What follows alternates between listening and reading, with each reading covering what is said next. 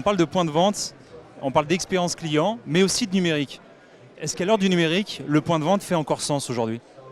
Alors oui, complètement. L'idée, en fait, c'est d'accompagner la modernisation de nos points de vente au bénéfice de l'expérience client en injectant des solutions digitales, justement, dans le parcours du consommateur. Si je comprends bien, numérique et retail sont non seulement aujourd'hui indispensables, mais est-ce qu'ils ne sont pas aussi interdépendants? Est-ce qu'aujourd'hui, il ne faut pas créer un fil entre les deux?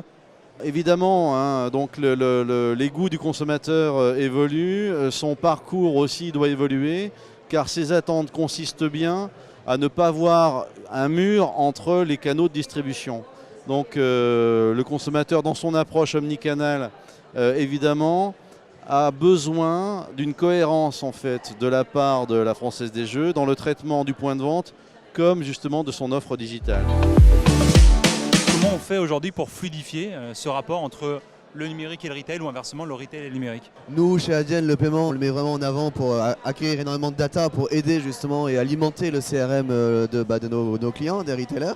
Un retailer, un de ses enjeux majeurs, c'est d'avoir des clients encartés. Donc des clients qu'ils connaissent et qui soient identifiés en magasin. En général, ils ont entre 30, 40, ceux qui sont très bons, ils ont plus, mais 30 ou 40% des clients qui sont encartés. Donc quand ils font un paiement, ils sont identifiés.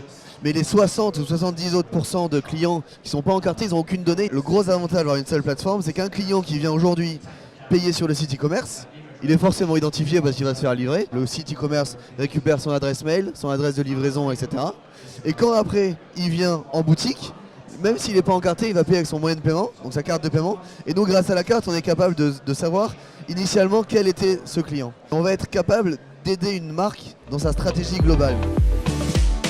L'autre point clé, c'est évidemment la communication, parce que dans l'expérience client, ça va dans les deux sens, entre le client et puis la marque, j'ai envie de dire. Comment est-ce qu'on s'y prend, David? Nous, on pense fondamentalement que pour augmenter l'expérience client et la communication, les enseignes, elles ont 3 atouts. Le premier, c'est leur marque. Quand on est Leclerc, quand on est Française des Jeux, quand on est Decathlon, les gens aiment votre marque. Donc quand vous leur parlez, ils vous écoutent. Le deuxième élément, le deuxième asset stratégique qu'ont les enseignes, c'est bien sûr leur magasin physique. Le magasin physique, c'est quand je suis en bas de chez vous en 5 minutes, c'est la meilleure réponse à je peux être livré le lendemain ou dans 1 heure. Le magasin physique, c'est du show. Je connais ma caissière, je peux demander au vendeur de me conseiller sur les produits. Et ça, différent de l'expérience assez déshumanisée qu'on a dans l'e-commerce. Et le troisième actif stratégique qu'ont les enseignes, c'est leurs opérations commerciales.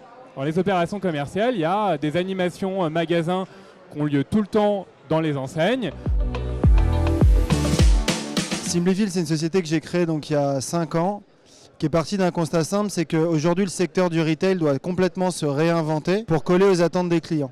Aujourd'hui, on a l'habitude d'acheter en ligne et on veut retrouver les mêmes habitudes, la même facilité en magasin, avec des services de la qualité en plus, pour que ça fasse du sens. C'est extrêmement complexe pour une marque ou pour un retailer de le déployer, ce qualité de service, sur l'ensemble de ses magasins. Et c'est pour ça que nous avons créé Simplifil. VKS, c'est un éditeur de logiciels qui consiste à optimiser la supply chain et à automatiser l'ensemble de la chaîne d'approvisionnement. En clair, ça permet de passer des commandes de façon automatique, à la fois entre les magasins et l'entrepôt, et puis également entre l'entrepôt et ses fournisseurs. Est-ce qu'il y a des ponts possibles avec la FDJ? Est-ce qu'il y a des pistes de collaboration qui se dessinent? Je pense que la FDJ a un réseau de distribution de ses jeux et de ses promotions qui est extrêmement important partout en France.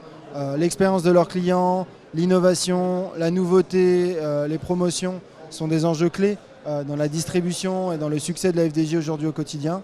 Simplifil peut tout à fait les accompagner.